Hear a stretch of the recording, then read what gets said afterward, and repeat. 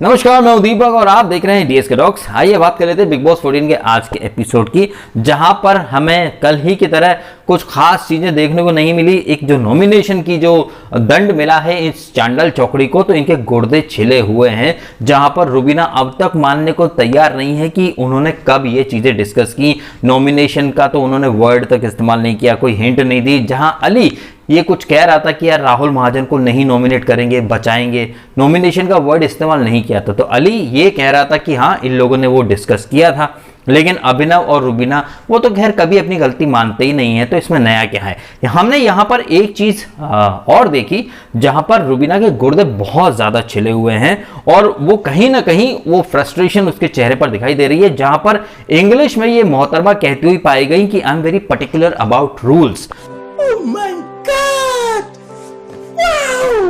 So I'm not able to understand कि क्या कब ऐसी कौन सा रूल तोड़ दिया या क्या ऐसी हमने डिस्कशन कर लिया, because I am very particular about rules. और ये बात रुबीना जी हिंदी में नहीं इंग्लिश में बोल रही थी। अब चूंकि इसके बारे में लाइव फीड में कुछ आ चुका है ऑलरेडी, जो कि शायद कल या परसों में हमें शायद टीवी पर देखने को मिले, जहां पर बिग बॉस अंग्रेजी में वार्तालाप कर रहे हैं और घर वालों को एक मखमल में लपेटकर तमाचा मारा है लाइव फीड में, जो कि आज मैंने देखा भी। तो कल का एपिसोड इनफैक्ट वीकेंड और काफी दिन पहले से मैं भी ये चीज हाईलाइट करता आ रहा हूं कि ये रुबीना जो इतना ज्ञान पेलती है रूल्स के ऊपर, ये खुद कितना रूल फॉलो करती है, कितना रूल फॉलो नहीं करती है, ये आपके सबके सामने है।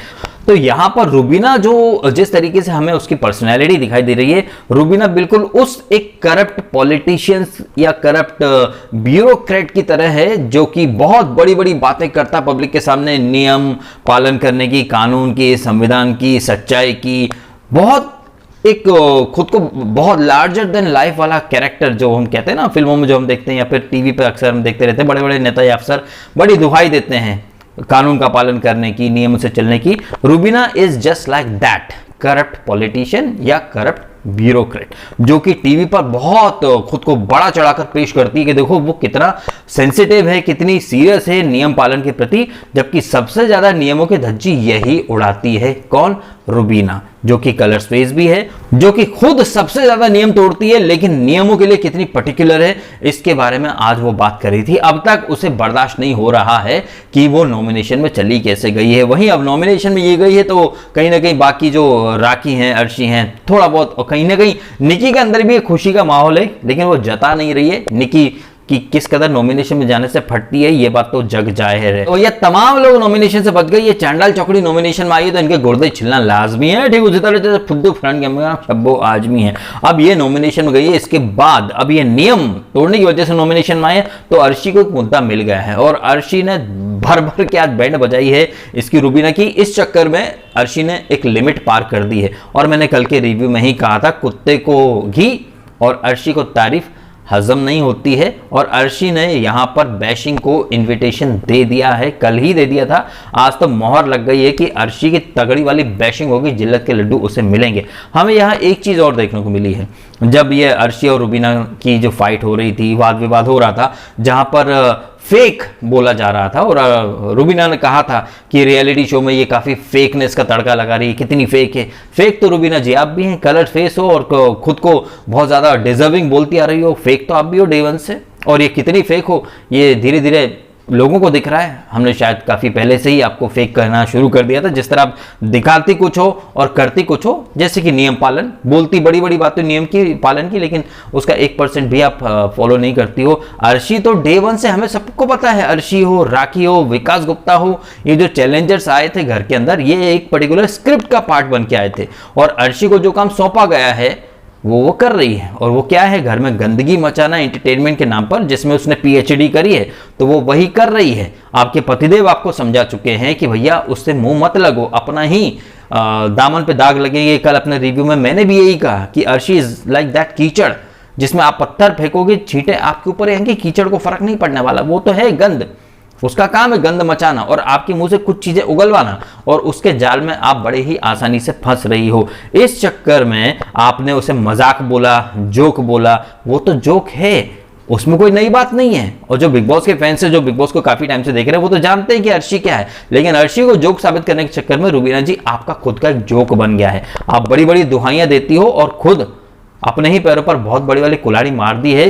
इंस्टेड ऑफ एक्सेप्टिंग कि भाई आपने गलत किया है, आपसे कहीं कुछ ब्लंडर्स हुए। लेकिन नहीं, रुबीना की डिक्शनरी में ये गलती स्वीकार करना ये वर्ड नहीं है। उसे तो बस वो खुद ही सही है, चाहे कुछ भी, खुद ब्रह्मा जी आगे उतर आए नीचे, खुद बिग बॉस बोल दे या होस्ट बोल दे, रुबीना को अपनी गलती कभी स्वीकार्य नहीं होती है। ये घमंड है, ये डोमिनेटिव नेचर है। अब इस घमंड को, इस डोमिनेटिव नेचर को भी कई लोग जस्टिफाई करने हैं। ऑलरेडी कमेंट वगैरह कल के रिव्यू में भी आ चुके हैं, आज भी आएंगे, तो करने दीजिए। जिन्हें घमंडी लोग पसंद हैं, फिर वो घमंडी लोगों की पूजा करें, फिर बाद में वही लोग फिर बात करते हैं जब जॉब नहीं मिलता है, फेल हो जाते हैं एग्ज़ाम में, फेवरेटिज्म के वजह से या लोगों की सिफारिश की वजह से लोगों के काम नहीं बनते, तो सिस्टम को ब्लेम करते हैं, ये करते हैं, वो करते हैं बाद में। तो यही देख लीजिए, लोगों की एक दो तरफा सोच है। एक तरफ तो फेवरेटिज्म को, घमंडी लोगों को, नॉन डिजर्विंग लोगों को सपोर्ट भी करते हैं, और जब खुद के रियल लाइफ में कहीं काम नहीं बनते हैं तो फेवरेटिज्म है, करप्शन है, ये है, वो है, डिजर्विंग लोग एग्ज़ाम के रिजल्ट अनाउंस नहीं हो रहे हैं, जॉब नहीं मिल रही है, सिफारिशी लोगों को काम मिल रहा है। तो ये तो सोच है उन लोगों की, क्या बोला जाए। हमें यहाँ पर एक चीज़ राखी सावंत के मुंह से भी निकली, जब अर्शी को रुबीना ने कहा था कि तुझे क्रिएटिव ने बोला था कि जाके झगड़ा करना, ये करना, वो करना, तो वही कर रही है। और राखी सावंत यहाँ पर कहीं ना कहीं रुबीना के डिफेंड में भी थी और क्रिएटिव लोगों के डिफेंड में भी थी। जहां राखी सावंत ने यह कहा कि क्रिएटिव लोग कुछ भी नहीं बताते हैं, पहले से कुछ प्लान करके नहीं भेजते हैं, चैनल कुछ भी पहले से प्लान करके नहीं भेजता है, जो भी कर रहे हैं रियल कर रहे हैं। भाई ठीक है, आपकी रोजी रोटी, आपको पैसा मिल रहा है और डेफिनेटली आप क्रिएटिव टीम के ब्लेंडर्स को डिफेंड कर रही हो राखी सावंत। यहां पर राखी सावंत ने कहीं ना कहीं खुद को एक्सपोज कर दिया, मेकर्स को खुद ही एक्सपोज कर दिया उनका बचाव करके। ये वही राखी सावंत है जब जिसका वो चैलेंजर्स नाइट में जब ग्रैंड प्रीमियर हुआ था, तो सलमान, जैसे कि मैंने एक दो दिन पहले कहा भी था कि मोमबत्ती पकड़ के बिग बॉस के घर में प्रेत आत्माएं चल रही हैं, तो ये क्रिएटिव टीम ने ये आइडिया निकाला था कि हम यहाँ हॉरर वाला फील लाएंगे, या फिर कंचना, या फिर जो साउथ इंडियन फिल्म्स होती ना, हॉरर और कॉमेडी का तड़का। इसलिए उन लोगों ने जूली का किरदार रचा और पिछले वीक जूली को पूरा एक पर्टिकुलर पूरा वीक दे दिया वो हॉरर वाली टास्क, प्रेतात्मा वाली टास्क। तो क्रिएटिव लोगों ने सब प्लान किया था, क्रिएटिव लोगों ने आपको अच्छा खासा पैसा भी दिया है, क्रिएटिव लोगों ने सारी चीजें आपके उन जो किरदार उन लोगों ने रच के भेजे हैं, चाहे वो अर्शी हो, गुप्ता हो या ये राखी, इन सबको एक पर्टिकुलर स्क्रिप्ट दी गई है। सब कुछ पहले से प्री प्लान कर तरीके से समझा कर, बुझा कर, दिमाग में ठूस कर भेजा गया। लेकिन राखी यहाँ पर क्रिएटिव लोगों को डिफेंड कर रही थी, क्या पता शायद कुछ चेक वगैरह अटक न जाए आगे चल के। तो यहाँ पर राखी सरासर झूठ बोल रही थी। अर्शी हो, राखी हो, रुबीना अच्छे से जानती है कि क्रिएटिव टीम क्या क्या करके भेजती, क्योंकि इन लोग, रुबीना, इनके भी क्रिएटिव टीम ने कॉन्ट्रैक्ट वगैरह साइन किए हैं। इन्हें बोला गया है कि आपको आगे हम बढ़ाएंगे, लेकिन कभी मुंह से बोलना मत कि आप लोग खैराती विनर बनने वाले हो। तो ये सब कहीं ना कहीं खुद की ही पोल खोल रहे हैं। डेफिनेटली वीकेंड पर अच्छी खासी बातें सुनने को मिल सकती हैं, क्योंकि क्रिएटिव टीम अब रडार में आ चुकी है। आज अली ने भी बहुत कुछ बोला है। जब वो जास्मीन की नींद खराब हुई थी, जास्मीन तो भाई जब से वीकेंड पर बैशिंग पड़ी है तब से कहीं ना कहीं खुद को हद से ज्यादा विक्टिमाइज्ड दिखा रही है। कितनी कन्वीनियंटली जास्मीन ने और अली ने सोनाली या फिर राखी के ऊपर ठीकरा फोड़ दिया, जबकि कॉन्वर्जेशन में तो निकी भी थी, अर्शी भी हंस रही थी और अली खुद बैठा हुआ था वहां पर बात करता हुआ। एक सेकेंड ही हुआ था लाइट बंद हुए और उसका सडनली ये जास्मीन उठ गई, दवा खा के सो रही हूँ, ये है वो है, और अली वगैरह सब पड़ पड़े। बहती गंगा में रुबीना ने भी हाथ धो लिया, और रुबीना तो हाथ धोएगी ना, क्योंकि उसको पोल पट्टी खुल गई है। उसके जो नियम पालन का जो मुखौटा है, सच्चाई का जो मुखौटा है, वो उतर चुका है। तो उसको वो भी क्या करे यार, हाँ हाँ क्या करूँ, को सिंपैथी कार्ड खेलूँ, विक्टिम कार्ड खेलूँ, जो हमने प्रोमो देखा है। अब वो कविता कौशिक वाली बात से वो सिंपैथी लेगी। तो इनका गेम यही है, जास्मीन का, रुबीना का। जहां इन्हें पता चल जाता कि यार हमारी पोल पट्टी खुल गई, तो ये अपना सिंपैथी कार्ड या रोना धोना निकाल के, आंसू बहा के जनता को इन्फ्लुएंस करने की निंजा टेक्निक यूज कर लेते हैं। तो ये जो रात में नींद खराब वाला जो मुद्दा, यहाँ पर अली ने भी काफी तांडव मचाने की कोशिश की कि मैं सोने नहीं दूंगा किसी को, बिग बॉस हमको बुलाओ। ये लोग बड़ी कन्वीनियंटली हम लोगों के मुद्दे उठा लेते हैं, राखी और इनको बड़ा पैम्पर कर रहे हैं, इम्यूनिटी दे रहे हैं। तो अली भी बैशिंग तो इन्वाइट कर रहा है। कहने का तात्पर्य यही है कि इन लोगों को चैलेंजेस अखर रहे हैं और इनका जो चांडाल चौकड़ी की बैशिंग हुई है, राखी और अर्शी की तारीफ हुई है, वो इन लोगों को बर्दाश्त नहीं हो रही है। जबकि ये लोग, अब राखी को इम्यूनिटी मिल रही है या फिर अब सुनने में आया राखी कैप्टेंसी की दावेदार भी बन गई है, तो इन लोगों को वो तो दिखाई दे रहा है कि वीकेंड पर उनकी तारीफ हुई, लेकिन ये लोग अपना क्यों नहीं देखते। अली 2 बार घर के अंदर प्रवेश कर चुका है, वो इतनी गलत हरकतें कर रहा है, लेकिन उसकी आज तक बैशिंग नहीं हो पाई है। मुझे पता है सलमान जब बोलना शुरू करेगा तो वो ये चीज़ें भी गिनाएगा कि अली तुमने इतने उत्पात मचाए, तुमको बैश नहीं किया गया। जास्मीन जब जब रोई तुम्हारे रूप में, यानी उसको एक सरप्राइज दे दिया गया।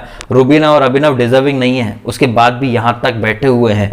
तो अगर एक ऐसा होस्ट जिसने सब कुछ डे वन से देखा हो अपनी आंखों से, किसी और की आंखों से नहीं, जिसने सब अपनी आंखों से देखा हो, तो वो इन लोगों को करारा जवाब दे सकता है, इनकी औकात, इनकी रियलिटी इनकी आंखों के सामने प्रस्तुत कर सकता है, ऐसे ऐसे पॉइंट रख सकता है कि उनके पास जवाब नहीं होगा।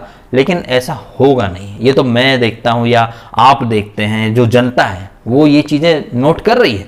लेकिन इन लोगों को इनका मुंह बंद करने वाले पॉइंट्स वीकेंड पर शायद ही सुनने को मिले। जबकि होना तो ये चाहिए कि इन सबकी तगड़ी बैशिंग एक बार फिर से हो जानी चाहिए, क्योंकि अली बहुत ज़्यादा हवा में उड़ रहा है। आज सोनाली जी, जो कि कल से स्वच्छ भारत अभियान का कहीं ना कहीं एक छोटा सा ट्रेलर घर के अंदर दिखा रही थी, आज वो निकी ने कुछ वो बेडरूम साफ नहीं किया तो राखी ने बर्तन नहीं धोए। इस बात पे भी काफ़ी मचांड महाभारत हुई, जहां पर राहुल वैद्य से भी सोनाली जी का लफड़ा हुआ। सोनाली जी का कहना था कि राहुल तुम वो गीला टॉवल उठाओ सोफे से, राहुल ने मना कर दिया। आप ऊंची आवाज में कैसे बात कर सकती हो, आप कैसे कर सकते हो, आप औकात, दुनिया भर की बातें हुई, जहां फिर बाद में इनका पैचअप भी हो गया। और विकास गुप्ता ने बैकग्राउंड में वो कभी खुशी कभी गम वाली थीम भी बजाई थी। आई थिंक ये सोनाली जी खुद को सरपंच बनाना चाहती थी, या फिर शायद उनको भी लगा होगा यार कि या तो बोलो देखो, और देखने के लिए मुद्दा कुछ ना कुछ तो बनाना ही पड़ता है। आई डोंट थिंक यार सोनाली जी को इतना सीरियस होने की ज़रूरत थी, क्योंकि वो कैप्टन है नहीं और अब इनिशिएटिव ले रही हो सिर्फ दिखने के लिए।